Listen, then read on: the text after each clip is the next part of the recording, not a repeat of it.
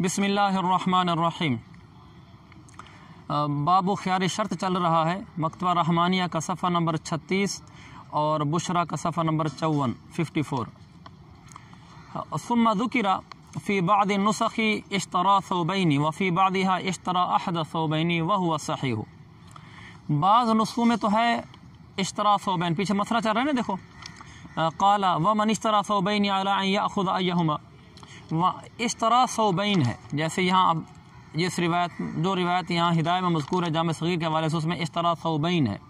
व फ़ी बाज़ि नुस्ख़, और बाद नुस्ख़ों में है इश्तरा अहद सौबैन, दो कपड़ों में से एक ख़रीदा, और यही सही है, यानी अहद सौबैन वाली बात ठीक है। ये कल मैंने बता भी दिया था। लिअन्नल मबीअ फ़िल हकीकत अहदुमा, क्योंकि हकीकत में तो मबी इनमें से एक है। जब मैंने जाहिद को दो कपड़े बेचे तो उसमें से बेचा तो एक ही है, इसलिए उनमें से मैंने ये मुश्तरी ने मुझे ये कहा जी मैं इसमें से किसी एक को मुतअय्यन करके अपने पास रख लूँगा, दूसरा पहुँचा दूँगा, तो मबी तो एक हुआ, दो कपड़े तो नहीं हुए। उसने कहा क्योंकि मबी दर हकीकत उनमें से एक है। वल आखरु अमानतुन, दूसरा कपड़ा तो उसके पास अमानत है। वल अव्वलु तजव्वुज़ुन, लफ्ज़ ये तजूज़ु नहीं है, आपके शब्द दी हुई है। अच्छा, ये वल अव्वलु तजव्वुज़ुन व इस्तिआरतुन, ये जो पहला कौल है ना सौबैन, पहला सौबैन था ना, और दूसरा अहद सौबैन। जो पहला है ये तजव्वुज़ का माना मजाज, ये मजाज है और इस्तिआरा है। ये मजाज और इस्तिआरा की बात कल मैंने आपको कल के दर्स में समझा दी थी। मैंने कहा ये बलागत में मजाज मुरसल बनेगा कि कुल बोलकर जुज़ मुराद लिया है, यानी दो कपड़े हैं ना सौबैन, दोनों बोले हैं, और मुराद उसका जुज़, उसका एक हिस्सा, यानी एक कपड़ा मुराद लिया है। वलौ हलका अहदुहुमा औ तअय्यबा, अगर ये दोनों कपड़े जो थे उसके पास, इसमें से एक कपड़ा जाहिद के पास हलाक हो गया। क्यों जाहिद फरीद, तवज्जो है, माशाअल्लाह, आपकी बरकत से तो मैं सबक समझ आ रहा है, हर रोज़ आपका नाम आता है। वलौ हलका अहदुहुमा, अगर इन दो कपड़ों में से कोई एक कपड़ा हलाक हो गया, यानी गुम हो गया मसलन उससे, औ तअय्यबा, या कब्ज़े के बाद ऐबदार हो गया, लज़िमल बैउ फ़ीही बिसमनिही, तो वो जो दो कपड़ों में से एक की इसने तायीन करनी थी ना, तो भाई ये कहाँ चल रहे थे, दरम्यान में रुक गए थे। औ तअय्यब है, दोनों कपड़ों में से एक कपड़ा हलाक हो गया या उनमें से एक कपड़ा ऐबदार हो गया कब्ज़े के बाद, लज़िमल बैउ फ़ीही, तो उस कपड़े के अंदर बै लाजिम हो गई उसके समन के एवज़ में। व तअय्यन अल-आखिरु लिल-अमानती, और दूसरा कपड़ा अमानत के लिए मुतय्यन हो गया। आसान सी बात है, दो कपड़ों में से एक उसने मुंतखब करना था और उसके पास एक कपड़ा हलाक हो गया, बस जो हलाक हुए ना उसके पास, बस वही मबी था, तो लिहाजा उसकी जो भी समन होगी, क्योंकि हमने पहले कहा ना उसकी वो समन पहले बताएगा कि दो कपड़े आपको दिए हैं, इनमें से ये कपड़ा इतने का, ये इतने का, और आपको इसमें ख़ियार है, ये पहले हम पढ़ चुके हैं। जो उसकी समन होगी उस समन के बदले में बै उसमें लाजिम हो जाएगी। व तअय्यन अल-आखिरु लिल-अमाना, और दूसरा सही सालिम कपड़ा है ना, वो अमानत के तौर पर मुतय्यन हो जाएगा। एक कपड़ा अमानत होता है और एक मबी होता है, फटने वाला वो मबी बनेगा और सही सालिम रहने वाला ये अमानत बनेगा। क्यों? लिइम्तिनाइ रद्द बित्तअय्युब, ये लिइम्तिनाइ रद्द लिल-अमानत की दलील नहीं है, लिइम्तिना रद्द दलील है लज़िमल बैउ फ़ीही की, बै उसमें लाजिम हो जाएगी वो पहले फटने वाले कपड़े में। क्यों? लिइम्तिनाइ रद्द बित्तअय्युबी, क्योंकि अब उस फटे हुए कपड़े को ऐबदार होने की वजह से वापस करना मुमतने है, वापस करना मुमकिन ही नहीं है, वापस नहीं किया जा सकता ना ऐबदार, इसलिए कि वापस करना है तो सही सालिम वापस करो। और आगे वलौ हलका जमीअन, अगर दोनों ही कपड़े हलाक हो गए, माअन इकट्ठे हलाक हो गए, तो फिर क्या होगा, यल्ज़मुहु, ये माअन इसलिए कहा है क्योंकि अगर वो आगे पीछे हलाक हुए तो फिर पहले वाला कपड़ा मबी के लिए मुतय्यन हो जाएगा। जो पहला, तो भाई पहला जो हलाक हुआ वो मबी हो गया, फिर दूसरा उसका अमानत था, उसमें उसकी तरफ से कोई कोताही नहीं, फिर वो भी अगर उसकी कोताही के बगैर हलाक हो गया तो इस पर कोई तावान भी नहीं होगा। लेकिन अगर इकट्ठे हलाक हो गए तो अब कैसे पता चलेगा कि इनमें से मबी कौन सा था और समन कौन सा, अमानत कौन सा था? बाद में दोनों की कीमतों में फ़र्क होता है। उसने कहा ये दो कपड़े हैं, ये 1000 वाला सूट है, ये 1200 वाला सूट है, आप इनमें से जौन सा लेना हो मुतय्यन करके मुझे बता देना। दोनों कपड़े इकट्ठे हलाक हो गए, यल्ज़मुहु निस्फ़ु समनि कुल्लि वाहिदिन मिनहुमा, तो उसको इन दोनों में से हर कपड़े की निस्फ़ समन लाजिम हो जाएगी। एक 1000 का था, एक 1200 का था, इसका 500 और उसका 600 लाजिम हो जाएगा। लिशयूइल बैइ वल अमानत फ़ीहिमा, क्योंकि बै और अमानत इन दोनों कपड़ों में फैली हुई थी। वो इस तरह, ये मसलन उसके सामने मिसाल के तौर पर मिसाल दे रहा हूँ, ये मेरे सामने दो कपड़े पड़े हुए हैं, ये देखें, ये मसलन दो कपड़े हैं, अब उसने इन दोनों कपड़ों में तयीन करनी थी। ये कपड़ा मसलन 1000 रुपये का है और ये सूट 1200 रुपये का है। उसने इन दोनों में तयीन करनी थी। जब तक तयीन नहीं हो रही, दोनों मबी भी हैं, दोनों अमानत भी हैं। ऐसे होगा ना, अगर ये रख लूँगा तो ये मबी हो जाएगा, अमानत हो जाएगा। अगर ये वाला कपड़ा रख लूँगा तो ये मबी होगा, ये अमानत होगा।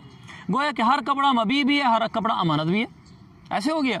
और जब दोनों हलाक हो गए तो हर कपड़े में से आधा कपड़ा मबी था, दूसरे में से भी आधा कपड़ा मबी था। और मबी के पैसे तो वो देगा ना, अमानत वाले पैसे नहीं देगा, क्योंकि जो अमानत वाला था उसके तो पैसे नहीं देगा अगर इसकी कोताही के बगैर वो कपड़ा ज़ाया हो गया। लेकिन हर कपड़ा आधा तो मबी था, लिहाजा इस सूट ये जो 1000 रुपये वाला सूट है, इसका आधा मबी था, आधे पैसे इसके देगा। ये भी तो आधा मबी था, इसके भी आधे देगा। ये मतलब है लिशयूई अलबैई वल अमानत फ़ीहिमा, क्योंकि बै और अमानत दोनों कपड़ों में फैली थी, आधा आधा मबी और अमानत था, लिहाजा वो 1100 रुपये देगा। वलो काना फ़ीहि ख़ियारु शर्ती, ये आगे फिर अलग से मसला चल रहा है। वलो काना फ़ीहि ख़ियारु शर्ती लहु अन युरुद्दहुमा जमीअन, अगर जिस कपड़े में उसने ख़ियार तयीन लिया था इसमें ख़ियार शर्त भी था, ख़ियार तयीन था ना, उसने कहा ये 2 कपड़े हैं, इनमें से एक रखूँगा, लेकिन जो कपड़ा रखूँगा ना उसमें ख़ियार शर्त भी है मुझे, तो लहू अन युरुद्दहुमा जमीअन। लहू का माना है कि उसको ये इजाज़त है, गुंजाइश है, ये नहीं कि उसको ये हुक्म है। लहू दोनों माना में इस्तेमाल होता है ना। हाँ, यहाँ उसके लिए जायज़ है कि उन दोनों कपड़ों को वापस कर सकता है, अगर दोनों वापस करना चाहे। इसलिए कि एक तो वैसे ही वापस करेगा ना, ख़ियार तयीन में तो एक कपड़ा रखना था, एक तो वैसे ही वापस करना था। लेकिन जिसको ख़ियार तयीन कर लिया था उसमें ख़ियार शर्त भी रखा था। कल मैंने फ़र्क आपको बता दिया था, ख़ियार तयीन वाला अगर सिर्फ ख़ियार तयीन रखा जाए तो सिर्फ अक़्द करते ही ख़ियार तयीन के साथ अक़्द लाज़िम हो जाता है। एक कपड़े की तयीन उसको ज़रूर करनी होती है, वो कपड़ा रख नहीं सकता अपने पास। ख़ियार शर्त का मतलब क्या होता है, वो कपड़ा वापस भी किया जा सकता है, कह सकता है जी ख़ियार शर्त के तहत मैं ये नहीं रखना चाहता, तो लिहाजा अब उसको इख्तियार हो गया कि दोनों भी वापस कर सकता है। समझ तुम? चलो, वलो माता मल्लहुल ख़ियारो, वलो माता मल्लहुल ख़ियार। मैंने कहा अल्हम्दुलिल्लाह मैं ऐसी अरबी बोलता हूँ जो कोई भी नहीं बोलता। समझ तुम? तो तुम समझ गए ना, ये अल्लाह का फजल है, फ़ख्र की बात नहीं, वला फ़ख्रा।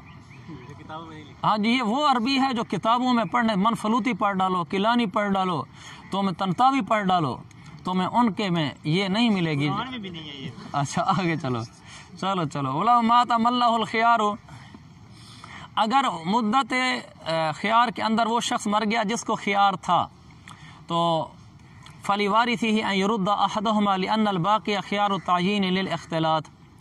अगर वो आदमी जिसने ख़ियार तयीन रखी थी और उसको ख़ियार तयीन वाले आदमी का साहब साहब का इंतकाल हो गया, और तो इसके वारिस के लिए इख्तियार है कि इन दोनों में से एक कपड़ा वापस करे, ये इख्तियार है, यानी उसको ये इजाज़त है कि वो एक कपड़ा वापस करे, एक रख ले।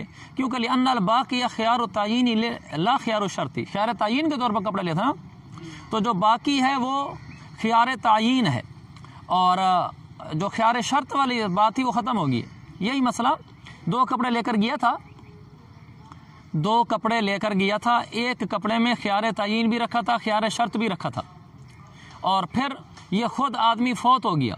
पीछे इसका जो वारिस है उसको होगा लहू अन युरुद्दा अहदहुमा, इसके लिए क्या था, लहू अन युरुद्दहुमा, ये तो दोनों वापस कर सकता था, लेकिन इसका वारिस वो एक वापस करेगा। लिअन्नल बाक़िया ख़ियारु तयीन ला ख़ियारु शर्त, क्योंकि जो चीज़ पीछे बाकी बच गई है वो ख़ियार तयीन है, ख़ियार शर्त नहीं है। आप पढ़ चुके हैं ख़ियार शर्त आगे मुंतकिल नहीं होता, लिहाजा वो ख़ियार शर्त तो ख़त्म हो गया। ख़ियार शर्त ख़त्म होने की वजह से बै ताम होगी, लाजिम होगी। हाँ, ख़ियार तयीन आगे मुंतकिल होता है, जिसको हम पीछे तफसील से पढ़ चुके हैं। लिअन्नल बाक़िया ख़ियारु तयीन लिल इख्तिलात, ख़ियार तयीन क्यों बाकी है, इख्तिलात की वजह से, और ये दलील आप पहले पढ़ चुके हैं।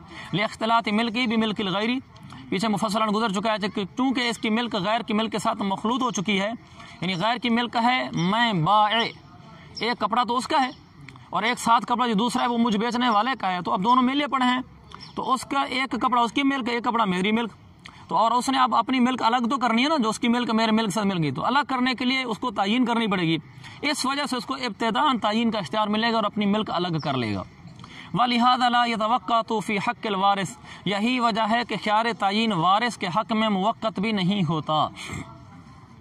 हाशिया नंबर 12, किस वजह से, लिअजली इख्तिलाती मिल्की भी मिल्किल गैरी, इसी वजह से इसके लिए ख़ियार तयीन का वक्त मुकर्रर नहीं होता। अगरचे जाहिद ने मुझसे 3 दिन का ख़ियार तयीन लिया था, लेकिन जब ये इसके बेटे के पास गया ख़ियार तयीन फौत होने की वजह से, अब उसके लिए 3 दिन का इख्तियार नहीं होगा, इसलिए कि 3 दिन का ख्यार तो उसके लिए तब हो जब ये वाला इख्तियार इसके बेटे के पास बतौर मीरास गया हो, कि बाप को भी ख्यार तयीन था, बेटे को भी फिर उसके मीरास में ख्यार तयीन मिला।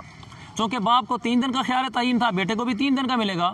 ये तो तब होता है, जबकि हम क्या कहते हैं, इसको तो इब्तिदाअन मिलता है, इसको गोया कि इब्तिदाअन फिर ख्यार मिलता है जो पीछे पड़ा था। लेकिन यहाँ जो हाशिया लिख रहा है बल लिल इख्तिलाती, यहाँ इसके वारिस को ख्यार इसलिए मिल रहा है कि इस वारिस की मिल्क में एक बाप की तरफ से कपड़ा आया है, उसके साथ किसी दूसरे का कपड़ा भी मिला हुआ है, तो वो अपनी मिल्क को दूसरे की मिल्क से जुदा करने के लिए तायीन करेगा। लिहाजा ख्यार तायीन के लिए मुद्दत क्यों उस पर लाजिम है?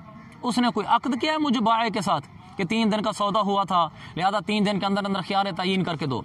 वो तो इस वजह से ख्यार तायीन उसको मिल ही नहीं रहा, उसको तो इस वजह से मिल रहा है कि उसके कपड़े के साथ मेरा कपड़ा मिल गया है। तो ठीक है, जब वो फारिग होगा तायीन कर लेगा।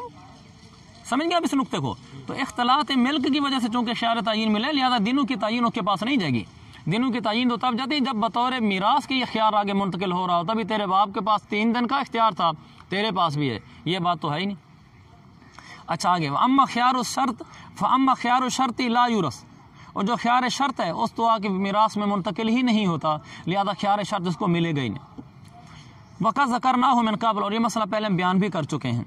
वमन इस तरह दारन, कहाँ पीछे बयान कर चुके हैं, वो पीछे पड़ा था। इज़ा माता क़ाला व इज़ा माता मल्लहुल ख़ियारु बतल ख़ियारु वलम यंतक़िल इला वरसतिही, इसमें हम बयान कर चुके हैं। वमन इस तरह दारन अला अन्नहु बिल ख़ियारि फ़बीअत दारुन उख़रा, ये बड़ा दिलचस्प मज़ेदार सबक है, मसला है, और बड़ा यानी बारीक सा नुक्ता, बड़ा अच्छा सा भी है, पढ़ते हुए थोड़ा सा तलज़्ज़ुज़ भी महसूस होता है। आपने मसला पढ़ा है ना कि ख़ियार तायीन के अंदर आदमी को इख्तियार होता है कि वो ये चीज़ रखे या ना रखे, ये रखे या ना रखे, यानी वो दूसरी रखे ना रखे, मतलब उनमें से एक तो रखनी होती इसमें नहीं। ये ख्यार शर्त का सॉरी, ये ख्यार शर्त में एक आदमी ख्यार शर्त पर चीज़ लेता है तो उसको ये इख्तियार होता है चाहे रखे चाहे बिल्कुल ही ना रखे। और अगर वो रखता है, या रखने का कैसे पता चलेगा? उस आदमी ने जो चीज़ ख़रीद कर गया उसको इस्तेमाल करना शुरू कर दिया, तो हमने कहा था ना कि अगर उसको इस्तेमाल करना शुरू कर दिया है तो ये कहा जाएगा किसने चीज़ रख ली है अपने पास।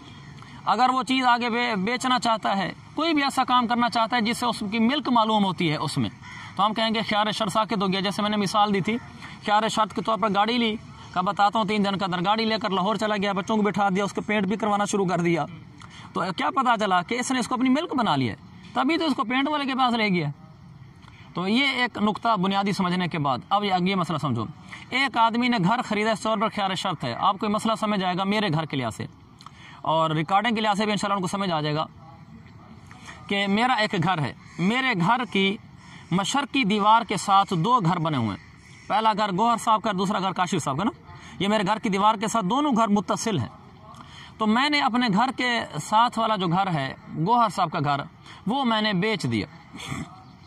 मसला मैं उस्मान को वो घर बेचता हूँ, और उस्मान ने वो घर लिया है ख्यार शर्त के तौर पर कि रखना होगा तो रखूँगा, नहीं रखना होगा तो नहीं रखूँगा। तो जब वो अभी 3 दिन गुजरे नहीं थे, इसी दौरान वो जो दूसरा काशिफ साहब का घर है वो मेरे घर के साथ भी मुत्तसिल है, क्योंकि मेरे घर की दीवार लंबी है, मेरी उसी एक ही दीवार के साथ 2 घर आ जाते हैं। उन 2 घरों में से पहला घर तो मैंने बेच दिया, दूसरा घर मेरा था ही नहीं। तो मैंने जो पहला घर बेचा है, तो जिस आदमी ने वो घर लिया था उस्मान ने, उसने क्या किया, जब दूसरा घर बिकने लगा वो काशिफ साहब का, तो उसने उस पर शुफा कर दिया। उसने कहा कि ये घर मैंने लेना है। शुफा करते ही उसका पहले वाला ख्यार शर्त बातिल हो जाएगा। क्यों बातिल हो जाएगा? क्योंकि शुफा करने का मतलब ये है, वो जाकर अदालत में ये कहेगा ना कि इसके पीछे वाला घर मेरा है, ये मेरे घर के साथ आगे दूसरा घर बिक रहा है, लिहाजा ये मेरा हक है, मैं खरीदूंगा। शुफा का ये मतलब होता है ना, मतलब वहाँ ये कहना पड़ेगा उसको कि पीछे वाला घर मेरा है, मेरे घर के साथ एक घर बिक रहा है, लिहाजा मैं लूँगा। मेरा वो पीछे वाला घर मेरा है का मतलब ये कि उसने मान लिया कि इसमें अब मेरी दायमी मिल्कियत है। मैं मिल्कियत के लिए तो पता चला कि फिर उसने ख्यार शर्त अपना ख़त्म कर दिया है और वो उसका मालिक बन गया है, तभी तो वो शुफा कर रहा है। समझ गया इस बात को? लिहाजा शुफा करते ही, क्योंकि तलब शुफा के आके मुतालबा कर देना, ये दलालत करते इस बात पर अला इस्तिदामतिल मिल्क के उसने पिछले में अपनी दायमी मिल्क मान ली है। अगर उसने दायमी मिल्क ना मानी होती तो फिर वो शुफा ही ना करता। ये मसला जो है, ये इमाम साहब के कौल के मुताबिक इसकी ये वाली तशरीह करनी पड़ेगी जो हमने की है, क्योंकि इमाम साहब का कौल क्या है कि जो आदमी ख्यार शर्त के तौर पर चीज़ ख़रीद लेता है तो जो मबी होता है वो बै की मिल्क से निकल जाता है और मुश्तरी की मिल्क में दाखिल नहीं होता। ऐसे ना, इल्ला ये कि मुश्तरी उसको रख ले, कहो अच्छा ठीक है मतलब मैंने चीज़ रख ली, फिर उसकी मिल्क में दाखिल हो जाएगा। या मुश्तरी उसको इस्तेमाल करना शुरू कर दे, गाड़ी थी बाजार ले गया, पेंट कराना शुरू कर दिया, तो भी हम कहेंगे कि अब इसकी मिल्क में चला गया है। तो जब इसने शुफा किया काशी साहब के घर पर, तो अब इसकी मिल्क साबित करने के लिए हम ये कहेंगे कि पिछली पर में मिल्क पहले कबूल की है, फिर ही तो शुफा किया है। लिहाजा इमाम साहब के मज़हब के मुताबिक हमें सारी तशरीह करनी पड़ेगी कि शुफा करना इस बात पर दलालत है कि मिल्क साबित हो चुकी है, क्योंकि इमाम साहब के मज़हब के मुताबिक सिर्फ ख्यार शर्त से मिल्क मुंतकिल नहीं होती, इल्ला यह कि कोई ऐसा इकदाम करे जैसे इकदाम से पता चले चीज़ रख ली है। तो शुफा करने से पता चला कि उसने वो चीज़ रख ली है, शुफा करने से पता चला वो चीज़ रख ली है, मिल्क हासिल हो गया, लिहाजा इसलिए शुफा कर रहा है, लिहाजा ख्यार शर्त ख़त्म। साहबान के मज़हब के मुताबिक ये सारी तशरीह करने की ज़रूरत ही नहीं है। क्यों? उनके नज़दीक तो वैसे ही ख्यार शर्त के साथ ख़रीदते ही मिल्क मुंतकिल हो जाती है, लिहाजा वो शुफा करे या ना करे दोनों सूरतों में मिल्क उसको हासिल है। अब देखो है ना थोड़ा दिलचस्प मसला। वमन इस तरह दारन, एक आदमी ने, उस्मान ने घर खरीदा, यानी गोहर सा वाला घर जो मेरे घर की मशरकी दीवार के साथ मुत्तसिल 2 घरों में से पहला घर है। अला अन्नहु बिल ख्यार, उसने घर खरीदा इस शर्त पर कि इसको ख्यार शर्त है, यानी उस्मान को। फबियत दारुन उखरा इला जंबिहा, दूसरा घर बिल्कुल साथ उसके पहलू में काशिया सब का घर बिकने लगा।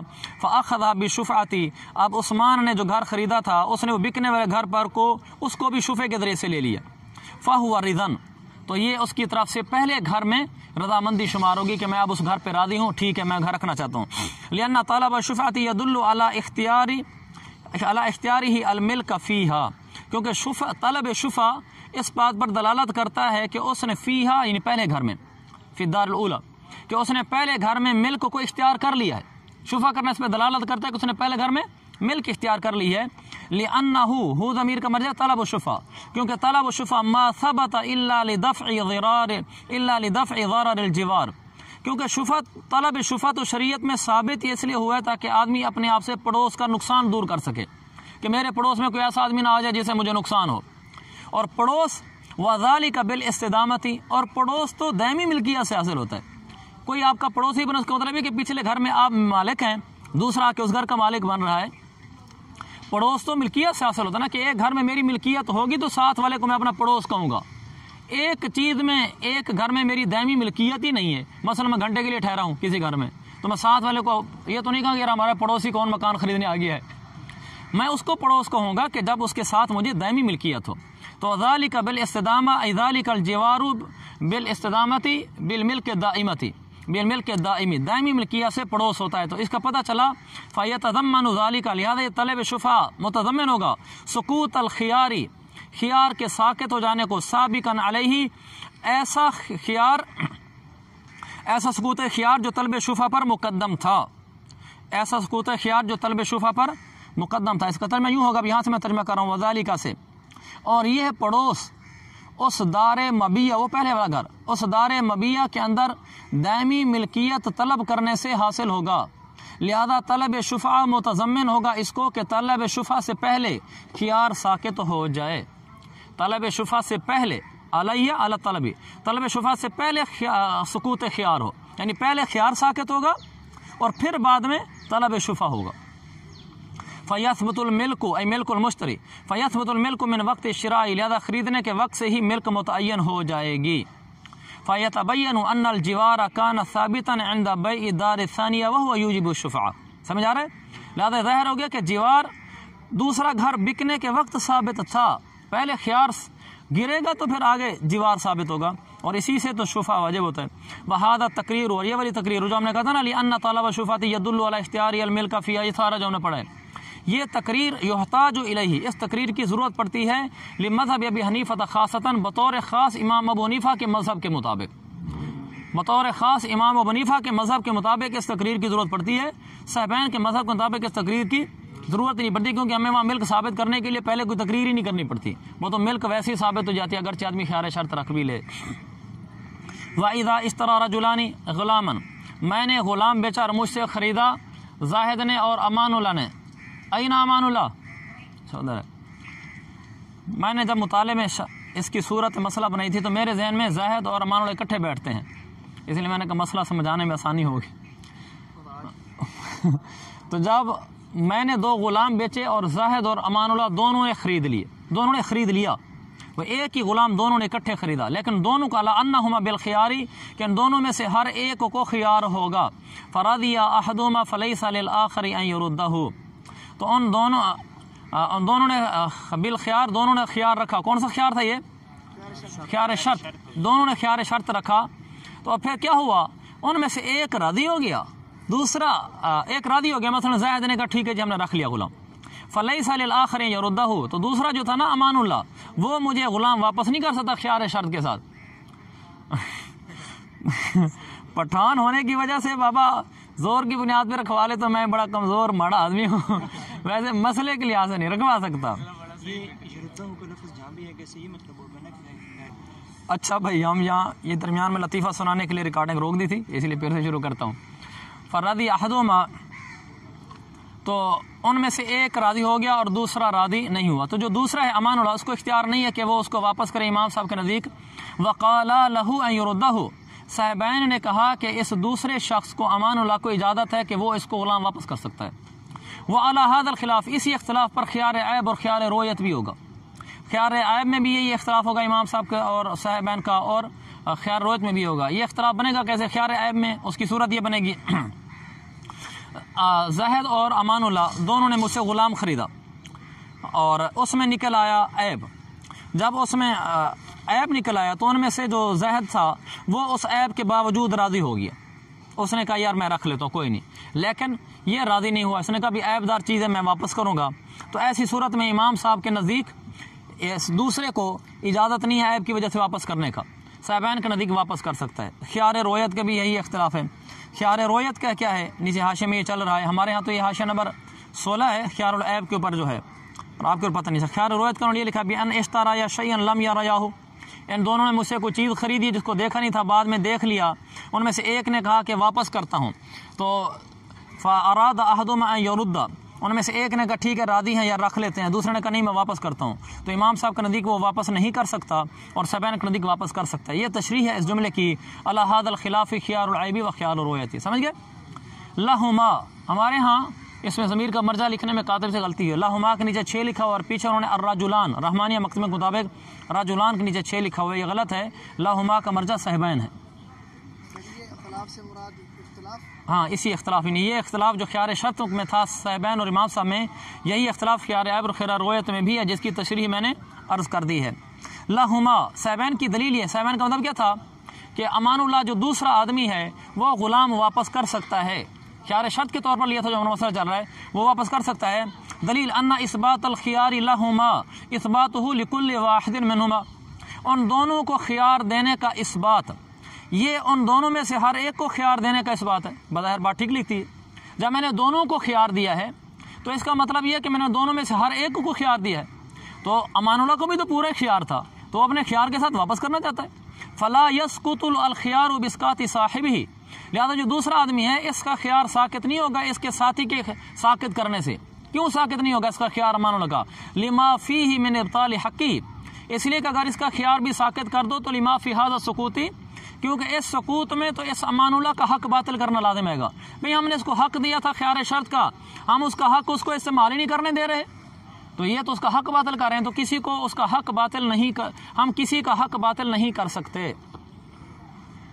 समझ गया भाई?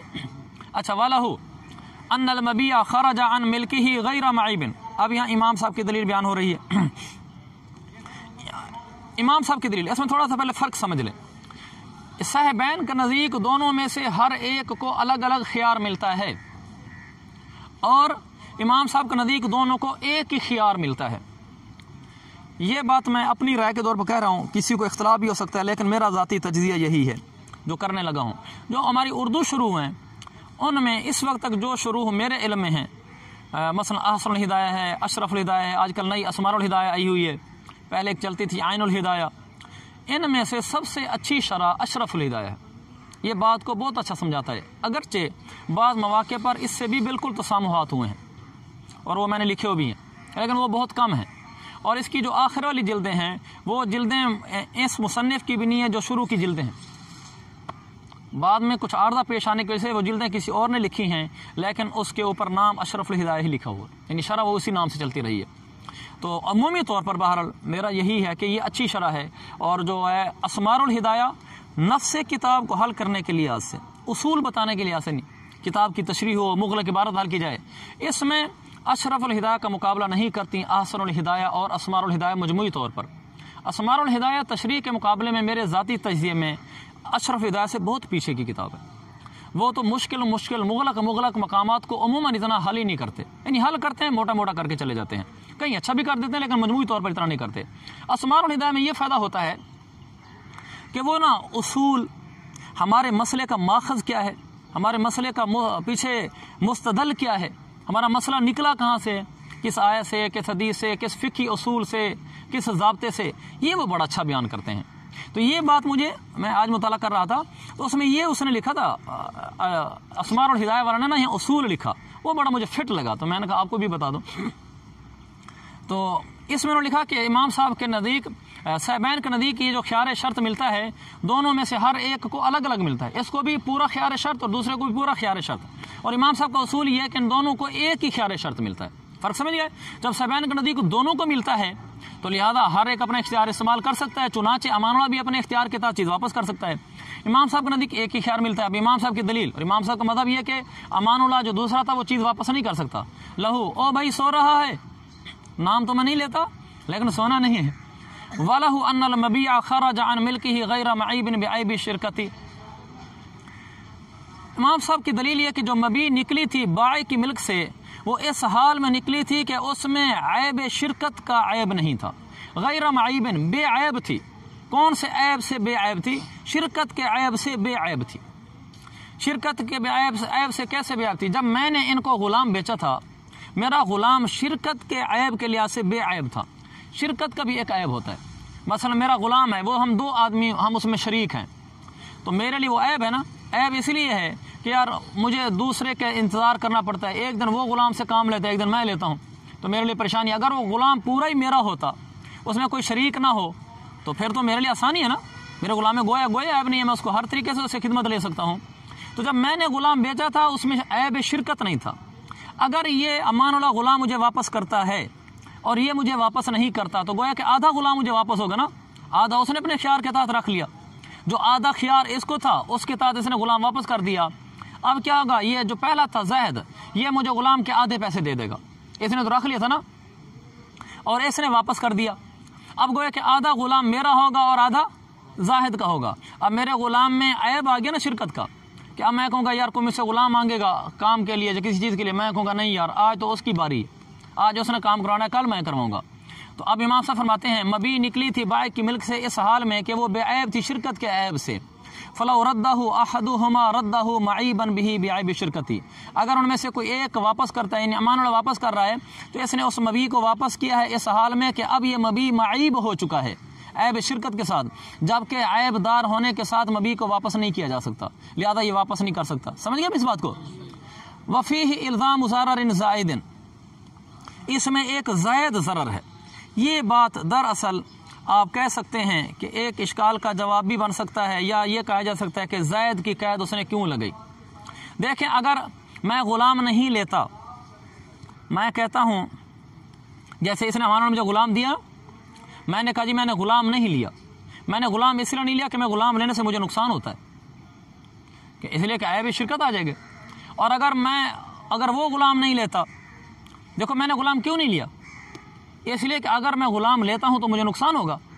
इसी तरह वो भी तो अमानुल्लाह भी तो ग़ुलाम नहीं लेना चाहता, अगर वो ग़ुलाम लेता है तो उसको भी नुकसान होगा। तो हमने क्या किया है, मसले के अंदर इमाम साहब के मज़हब के मुताबिक मेरा नुकसान होने से मुझे बचाया गया है।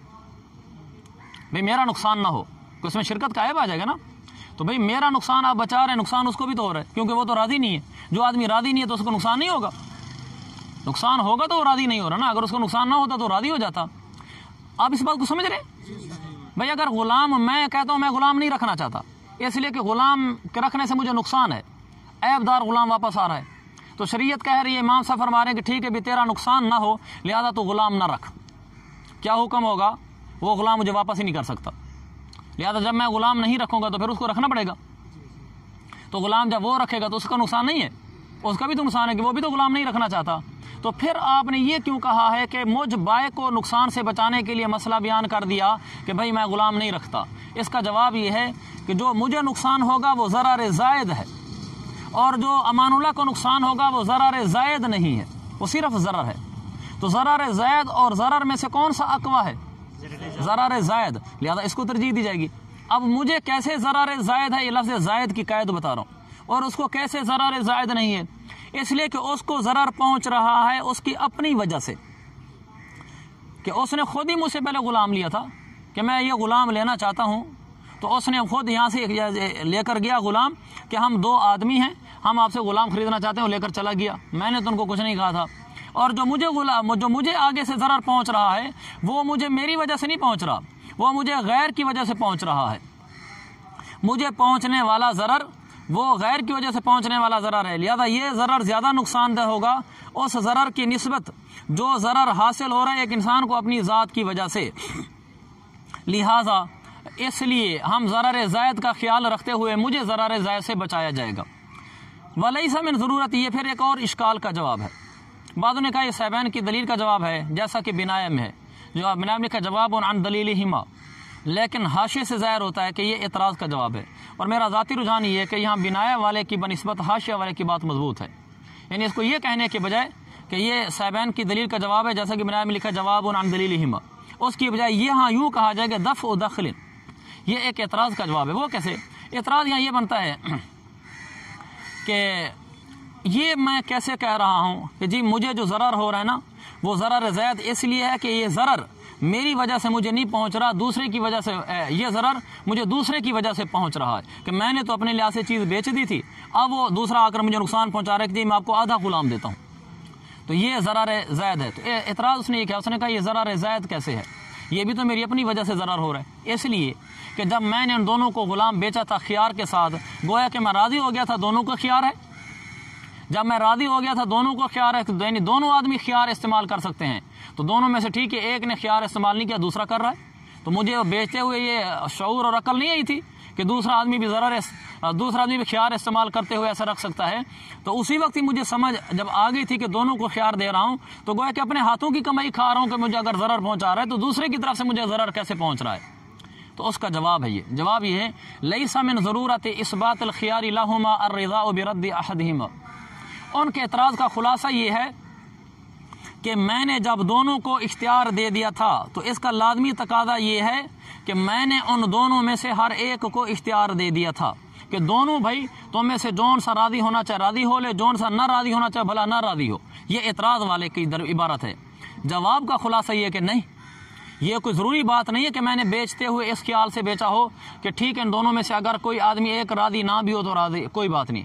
मुमकिन है मैंने ये सोचा हो कि दोनों को ख्यार दे रहा हूँ, दोनों जमा हो जाएंगे एक ही बात पर, भाई ठीक है हम दोनों ने मशवरा कर लिया हम रखते हैं, और हम दोनों ने मशवरा कर लिया हम नहीं रखते। आमतौर पर अकल में वैसे आती भी यही बात है कि जब 2 आदमी इकट्ठे लेकर जा रहे हैं, भी हम लेकर जा रहे हैं, हम दोनों को इख्तियार है लेकिन हम आपको बताते हैं, तो आदमी क्या सोचता है, या तो दोनों रख लेंगे, दोनों कहेंगे जी ठीक है, या दोनों कहेंगे नहीं। तो मैंने चूँकि हाँ मशवरा करके ये कह देंगे, मेरा ख्याल ये था उन दोनों को ख्यार देते हुए कि ये दोनों मुजतमे हो जाएंगे, मुजतमे होने के बाद फिर वो अपनी रज़ा या अदम रज़ा का इज़हार करेंगे। ये बात नहीं थी कि उनमें से एक राज़ी होगा एक नहीं होगा। लिहाजा मैंने अपने ख्याल से ये नहीं सोचा था कि इनमें से कोई एक आदमी भी मुझे वापस कर सकता है, लिहाजा मेरा अपना हाथों की कमाई होगी, मेरा नुकसान, बल्कि मैंने तो यही सोचा था कि दोनों एक बात पे जमा हो जाएंगे, लिहाजा मेरा कोई नुकसान नहीं होगा, या पूरी चीज़ वापस आ जाएगी, चोरी पूरी चली जाएगी। वलैसा मिन ज़रूरत इस्बात ख़ियार लहुमा, उन दोनों को के लिए ख्यार साबित करने के लवाज़े में से ये बात है ही नहीं अर्रिज़ा बिरद्द अहदिहिमा, कि मैं इस बात पर राज़ी हो गया हूँ कि ठीक है इन दोनों में से अगर कोई एक रद्द करना चाहे तो रद्द कर दे। ये लाजिम नहीं था कि मैं राज़ी था एक के रद्द करने पर। क्यों राज़ी नहीं था? ली तसव्वुर इज्तिमा, ये बात नहीं थी। क्यों ये बात नहीं थी मेरी तरफ से? ली तसव्वुर इज्तिमाइहिमा अला रद्द, क्योंकि मेरा तसव्वुर ये था कि दोनों को दोनों जमा हो जाएंगे रद्द के ऊपर, यानी दोनों जमा होकर रद्द कर लेंगे, दोनों जमा होकर रख लेंगे। ये तो मेरा तस्वुर ही नहीं था कि उनमें से कोई एक रद्द करने आ जाएगा। लिहाजा दोनों को ख्यार देने से मैं इस पर राजी नहीं था कि कोई एक आदमी रद्द करके मुझे नुकसान पहुंचा सके। मैं तो यही समझा था, यही तस्वुर किया था कि दोनों इकट्ठे मिलकर वापस करेंगे। लिहाजा दोनों को ख्यार देने से, एक के ख्यार देने से मुझे नुकसान पहुंचना वो मेरे अपने अमल की वजह से नुकसान पहुंचना नहीं है, क्योंकि मेरा अमल और मेरा तस्वुर यह था कि दोनों वापस करेंगे। मेरे तस्वुर के खिलाफ एक आदमी वापस कर रहा है, लिहाजा मेरी अपनी वजह से मुझे नुकसान नहीं पहुंच रहा। वमन बा अब्दन, टाइम बिल्कुल थोड़ा रह गया। वमन बा अब्दन अन्नहु खब्बाजुन, मैंने एक गुलाम बेचा इस शर्त पर कि ये रोटी पकाने वाला है। ये उसका वस बयान किया। गुलाम तो ठीक है नजर आ रहा है, लेकिन मैंने उसका एक वस बयान किया। मैंने कहा शायद ये ले जाए, रोटी पकाना जानता है और कातिबुन, ये लिखना जानता है। वकाना बिखिलाफी, ये चला गया, वहाँ गया तो पता चला ये तो अनाड़ी है बिल्कुल, ना रोटी आती है ना लिखना आता है।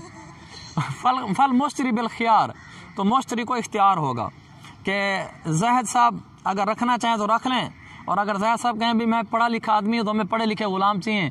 अनपढ़ गुलाम तो हमारे पूरे चक और गांव में भी कोई एक आदमी अनपढ़ नहीं है। हमारे यहाँ तो अनपढ़ नाम का कोई बंदा नहीं, तो हम ये अनपढ़ गुलाम नहीं रखना चाहते। जी बाबा ठीक है, ये फल मुश्तरी बिल खियार, मुश्तरी को इख्तियार है।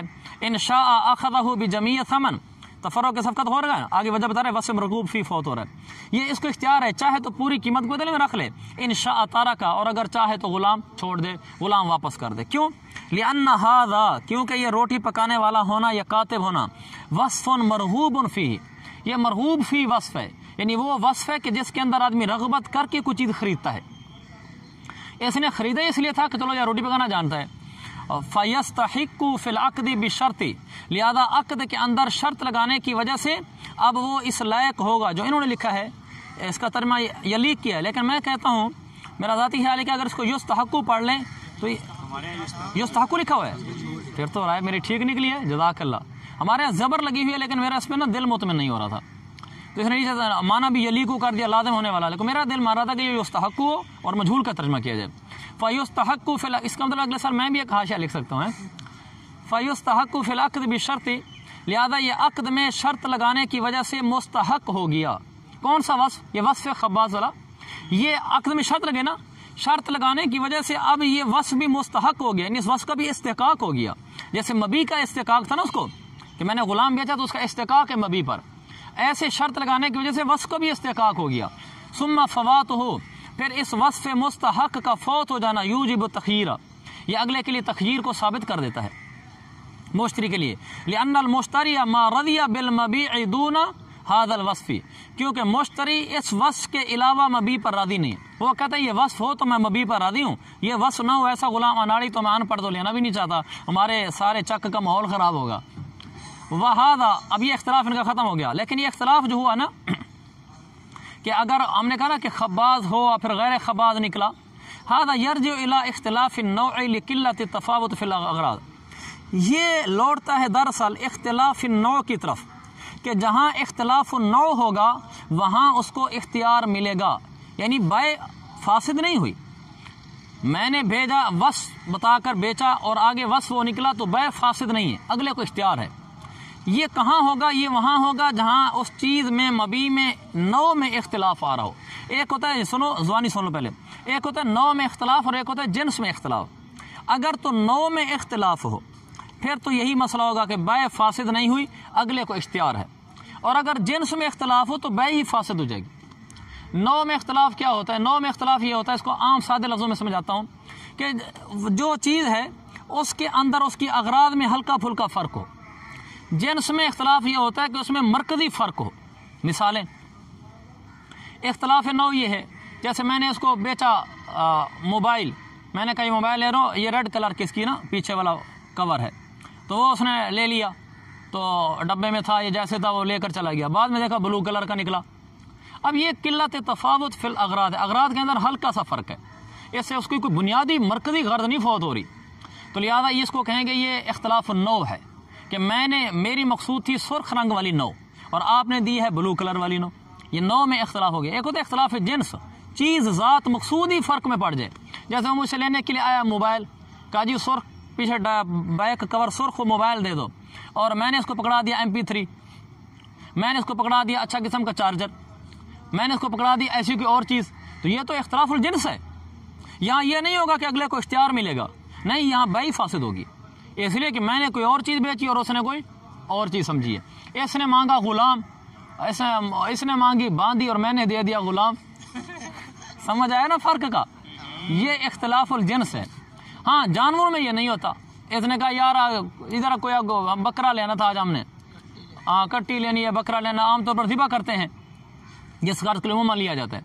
वो बकरा लेकर गया और वहाँ गया तो बकरी निकली, बकरी लेकर गया तो बकरा निकला। ये इख्तिलाफुन नौ होगा, इसलिए कि यहाँ ये वो फ़र्क नहीं है जो बांदी और ग़ुलाम में आ रहा है, लिहाजा इसको इख्तिलाफुन नौ में डालेंगे। कोई और चीज़ लेकर गया, कपड़े का रंग और निकला है, तो ये बाटा का जूता लेने के लिए उसने कहा जी ब्राउन कलर का जूता दे, उसने कहा ठीक है।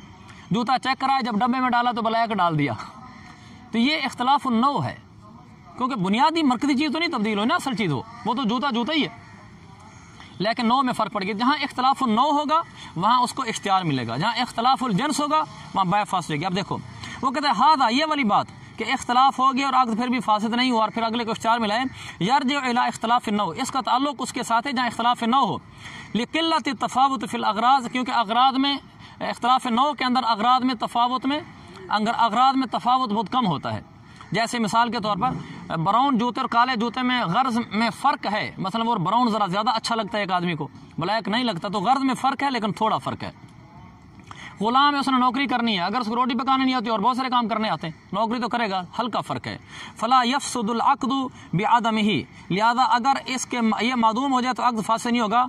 ये ऐसे बिमंज़िलति वस्फ़ि ज़ुकूरति वल उनूसति फ़िल हयावानात, जैसे जानवरों में मुज़क्कर मुअन्नस होने का वस्फ़ होता है। उसने ख़रीदा यार बकरा दे दो, उसने ज़िबा करना था, मैंने बकरी दे दी, मुज़क्कर मुअन्नस का वस्फ़ तब्दील हुआ है, लेकिन ये इख्तिलाफुन नौ है, इससे कोई बुनियादी फ़र्क नहीं पड़ता। लेकिन जो अगराज है ना, उन अगराज में फ़र्क नहीं पड़ रहा, क्योंकि जानवर से मकसूद आमतौर पर उसके गोश्त का हुसूल होता है। वसारा का फ़वाती वस्फ़ सलामा, ये ऐसे हो गया जैसे सलामती का वस्फ़ फौत हो जाए। नीचे हाशिया देखो उस पर, का सारा फ़वातिल खुब्ज़ी वल किताबत फ़ीमा इज़ा इश्तरा अला अन्नहु ख़ब्बादुन कातिबुन फ़वजद बिख़िलाफ़ि का फ़वाती वस्फ़ सलामा, कैसे फ़ीमा इज़ा इश्तरा अला अन्नहु सलीमुन फ़वजदहु मईबन फ़लहु विलायतुर रद्दी, जैसे एक आदमी ने कहा भाई ये चीज़ आप मुझे दे रहे हैं सही सालिम हो, सलामती का वस्फ़ उसने मांगा, लेकिन मैंने थोड़ा सा ऐबदार करके ऐबदार वाली चीज़ उसको दे दी, तो ऐसी सूरत में उसको इख्तियार मिलता है ना, भाई मैंने सलीम चीज़ मांगी थी, आपने ऐबदार दे दी है, लिहाजा उसको इख्तियार मिलता है। तो इसी तरह यहाँ भी उसने खब्बाद मांगा था, मैंने गैर खब्बाद दे दिया, तो खब्बाद वाली चीज़ यहाँ सालिम नहीं रही, लिहाजा इसलिए उसको इख्तियार मिलेगा। व इज़ा अख़दहु, लिहाजा इज़ा अख़दहु बिजमीअ समन, जब वो उसको लेगा तो फिर पूरी कीमत के बदले में लेगा। लिअन्नल औसाफ़ ला युक़ाबिलु शैअन मिन समन, वस्फ़ मफ़क़ूद हुआ ना उसका, खब्बाज़ वाला रखेगा तो पूरी कीमत के बदले में रखेगा। लिकौनिल औसाफ़ ताबिअतन फ़िल अक़द, क्योंकि औसाफ़ अक़द में ताबे होते हैं, जैसा कि पीछे और अला मा उरिफ़ा पीछे मालूम हो चुका है, इनके मुकाबले में अलग से कोई समन नहीं होती।